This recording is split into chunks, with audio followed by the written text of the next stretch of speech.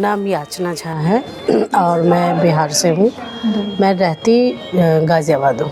अच्छा, यूपी। अच्छा। क्योंकि मेरे ससुर जी की जॉब थी वहाँ पे, तो मैं शादी होके सीधे यहाँ पे आ गई। तो अब मुझे यहाँ रहते हुए 27 साल हो गया। अच्छा। और मुझे ये पेंटिंग बचपन से, क्योंकि मेरी माँ बिहार में एक संस्था हुआ करता था सेवा मिथिला, उसमें वो डिज़ाइनर थी।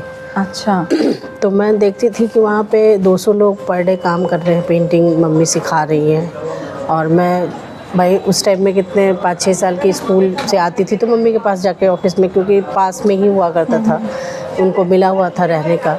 तो स्कूल से आने के बाद मैं देखती थी कि लोग काम कर रहे हैं, लेकिन उतने छोटे में क्या इंटरेस्ट होता है।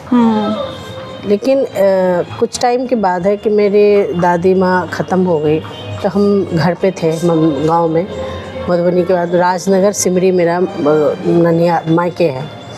तो वहाँ थे, वहाँ पे हाँसी गवाह है जापान के, वहाँ पे उनका मिथिला म्यूज़ियम चलता है अभी भी। तो वो आए थे, तो वैसे ही बिहार को पूरा अपने वो जानकारी लेने के लिए, क्योंकि वो बिहार के लिए बहुत कुछ किया है उन्होंने। तो अब किसी की डेथ होने के बाद तो कैसा घर का माहौल होता है, लेकिन मैं उस टाइम में 9 साल की थी। तो देखा कि घर पे गांव में बना होता है मधुबनी पेंटिंग हर दीवार पे। तो उन्होंने पूछा, मेरे भैया का जन्म हुआ था, उसमें पूरा दीवार सजा हुआ था, किसने बनाया? तो मम्मी ने बताया कि हमारे में ये कल्चर है, कोई भी अच्छा काम हो तो हमारे में तो ये बनता ही है, क्योंकि ये जनकपुर से आया है, जहाँ पे माँ सीता की शादी हुई थी, वहाँ से ये पेंटिंग है। नेपाल और बिहार एक बॉर्डर पे है। आप लेके आते एक पेंटिंग में बगा के लेके आ जाए, वहाँ से एक बड़ी पेंटिंग है।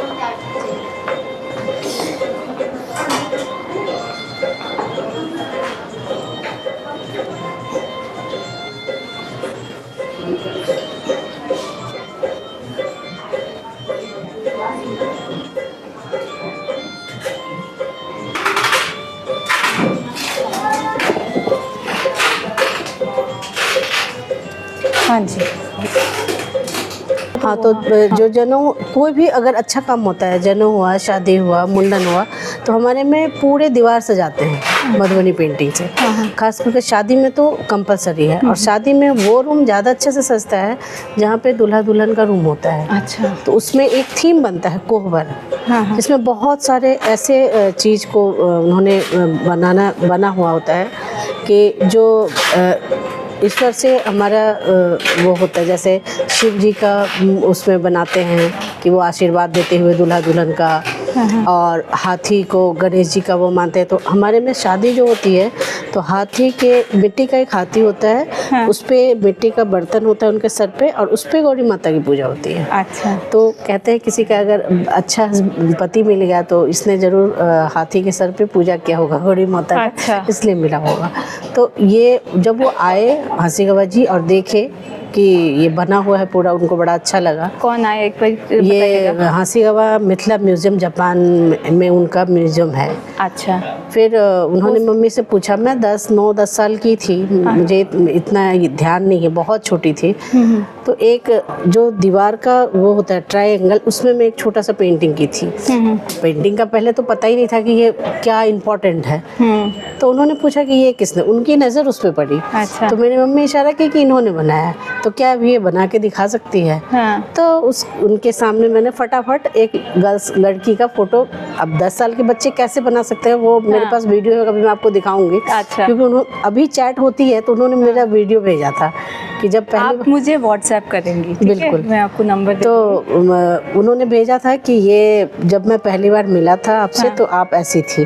अच्छा। और फिर अभी का फोटो वो मेरे साथ अभी हैं, फेसबुक पे भी हैं, बात भी होती है। काफ़ी उनकी उम्र हो चुकी है। तो वो उन्होंने जब देखा, तो जैसे महासुंदरी देवी हमारी मधुबनी पेंटिंग की बहुत अच्छी आर्टिस्ट थी, गोदावरी दत्ता जो अभी जिनकी डेथ हुई है, और कौन थी, कर्पूरी देवी, गंगा देवी को मैं देखी हूँ, लेकिन मुझे अच्छे से याद नहीं है, मैं बहुत छोटी थी। मेरी मम्मी जानती हैं, मेरी मम्मी अभी 84 की हैं और हमारे साथ ही रहती है। अच्छा। वो यहीं रहती हैं, तो वो तो बहुत, उन लोगों का लेवल तो अलग है, शायद मैं नहीं कर पाऊँगी, माँ होते हुए भी। लेकिन एक मेरी मम्मी ने जब उनको राजीव गांधी जी थे तो गंगा की सफाई पे एक पेंटिंग उन्होंने गिफ्ट किया था। अच्छा। तो मुझे लगा कि ठीक है, उन्होंने जब देखा मेरी पेंटिंग कि मैं फटाफट बना दी, मेरी थोड़ी सी वीडियो क्लिप लेके फिर वो जापान में दिखाए। तो 1 महीने का हमारा टूर बना वहाँ का, उन्होंने जिस सारा वो किया, जिसमें महासुंदरी देवी की नातिन थी, बेटी की बेटी, और गोदावरी दत्ता की पोती, और रोदी पासवान है नेशनल अवार्डी थे, उनकी बेटी, और एक मैं, और एक हमारे जितवारपुर की एक लड़की और थी। जब 5 बच्चे का सेलेक्ट, मेरा 4th रैंक आया था। तो 1 महीना हम घूम के आए वहाँ से। तो ये तो आपकी हो गई शुरुआत। उसके बाद फिर मेरी शादी हो गई, फिर बीच में मेरी जल्दी हो गई, मैं 10th ही की थी कि मेरी शादी हो गई, क्योंकि मेरे पिताजी बीमार रहते थे। तो उसके 1 साल बाद ही वो एक्सपायर भी हो गए। उसके बाद फिर बड़ी हो गई, फिर बीच में मेरा अकेली बहू, सारा रिस्पॉन्सिबिलिटी आ गई, मैं छोड़ दी। यही सवाल मैं पूछना चाह रही थी कि एक औरत होते हुए आपको कुछ चैलेंजेस आए?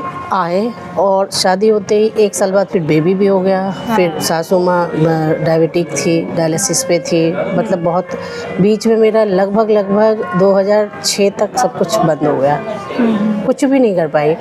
उसके बाद मैं थोड़ा मुझे लगा कि जैसे पुरानी चीज़ें आप देखते हो ना ब्लैक एंड वाइट में, तो लगा कि शायद मैं कर सकती हूँ, क्योंकि अब वो खाली हो गई। फिर बेटा भी स्कूल जाने लगा। फिर मैं स्कूल में एक दिल्ली हाट में एग्जीबिशन लगाई थी पहली बार। अच्छा। तो ये मदर टेरेसा स्कूल हुआ करता था, अब मदर ग्लोबल नाम चेंज हो गया है, प्रीति बिहार में। वहाँ की डायरेक्टर आई थी, तो उनको मेरी पेंटिंग अच्छी लगी, तो उन्होंने मुझे फोर्स किया कि आप मेरे स्कूल में करो, बच्चों को सिखाओ, कोई बहुत अच्छी चीज़ है। वो अभी आर्ट लवर हैं, बहुत मतलब प्यार करती है मुझे। तो मैं 16-17 साल मैंने उसमें काम किया। उसके बाद मुझे लगा कि अब नहीं कर पा रही हूँ, स्कूल टाइम थोड़ा टफ होता है, तो मैं खुद से फिर खुद का काम स्टार्ट की। तो कॉटेज के जो भी स्टाफ है वो हमारी हेल्प किए। मैं दूसरी बार इस बार आई हूँ। अच्छा। हाँ, और मुझे हैंडीक्राफ्ट ऑफिस से भी एग्जीबिशन मिलती है, मुझे G20 में भी चांस मिला था। अच्छा। हाँ, तो लेकिन मुझे मज़ा आता है। अब ये लगता है कि कलर में ही मुझे लगता है खेलती रहूँ कुछ ना कुछ। आपको लगता है कि हम लोग भी, जैसे हम लोग इवेंट्स करते हैं नॉर्मली, तो ये हम लोग जो है आर्ट फॉर हीलिंग करके कॉन्सेप्ट है, उसको हम लोग स्पॉन्सर कर रहे हैं, मतलब प्रमोट कर रहे हैं। उसमें हम आर्टिशंस जितने भी होते हैं तो उनको प्रमोट करते हैं। हम जाके उनके जैसे इंटरव्यूज़ लेते हैं, स्टोरीज़ करते हैं। जैसे अब आप एक कुछ अगर बना देंगे तो उसको हम उसमें एग्जीबिशन में भी लगा देंगे। अपने हल्दीराम में हमारा वेबसाइट है, उसमें एग्जीबिशन में लगाएंगे। ये इनका एम्पोरियम के वेबसाइट पे भी जाएगा, और भी काफ़ी लोग हैं, उन्होंने भी बोला है जो लेंगे। तो बेसिकली हम लोग चाहते हैं आपसे इस पे एक क्वेश्चन और मैं पूछती हूँ, जैसे कि आप इस पे भी थोड़ा सा बोल दें कि art as a form of healing, इसके बारे में आप कुछ बोल पाएंगे? मैं ये कह रही हूँ कि जो पहले का था, पहले तो ये जो मधुबनी है वो तो दीवार पे ही होता था ज़्यादातर, या रंगोली बनता था। लेकिन अब इसको इतना ज़्यादा सबने मिलके कर दिया है कि अब आपको शीट से लेके कपड़ा, ग्लास, वॉल तो कंपलसरी है। हर जगह हर चीज़ में आपको मधुबनी मिलेगी। इतना ज़्यादा अब तो स्कूल में मधुबनी का किट आने लगा है। हाँ जी। नहीं, मेरा आपसे सवाल ये है कि आप क्या सोचते हैं कि art is a form of healing, उसके बारे में आप कुछ बताएं कि आर्ट जैसे देख के, जैसे आपके मन में देखते ही आपको यू फील गुड, आपकी प्रसन्नता होती है, खुशी होती है। मैं जब जाती हूँ ना क्राफ्ट म्यूजियम, हाँ जी, जो प्रगति मैदान में है, मैं जब देखती हूँ तो मैं अपने आप को भूल जाती हूँ।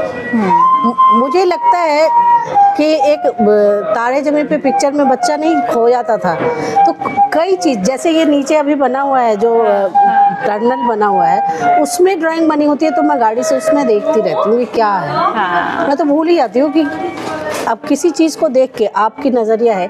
एक पहले मेरी दीवार का थोड़ा सा वो हट गया था, तो उसमें मुझे लग रहा था वो ख़राब नहीं हो जाता सीलन की वजह से, मुझे लग रहा था इसमें फेस बना हुआ है। तो मेरे हस्बैंड कहेंगे तुम्हें हर चीज़ में कुछ, मैंने कहा देखो ऐसे नाक, ऐसे इसके सर, इसके जुड़े नहीं आपको लग रहा है, नहीं मुझे तो कुछ और ही लग रहा है। तो जो और मैं जो सोचती हूँ, मैं जब पेंटिंग बनाना स्टार्ट करती हूँ हाँ। तो सोच के कि आज ये बनाऊंगी, लेकिन जब बैठती हूँ उसके बाद माइंड चेंज हो जाता है, कुछ और ही बन जाता है। कल एक आए थे, वो एक एक चीज़ की एक लाइन अगर मैंने ये डाला है हाँ। और सपोज यहाँ पे कोई डिज़ाइन है एक, तो उन्होंने पूछा मुझे उनसे कि यहाँ पे कलर गिरा हुआ था या आपने डिज़ाइन डाला गिराया है। इतनी बारीकी से उन्होंने गौर किया।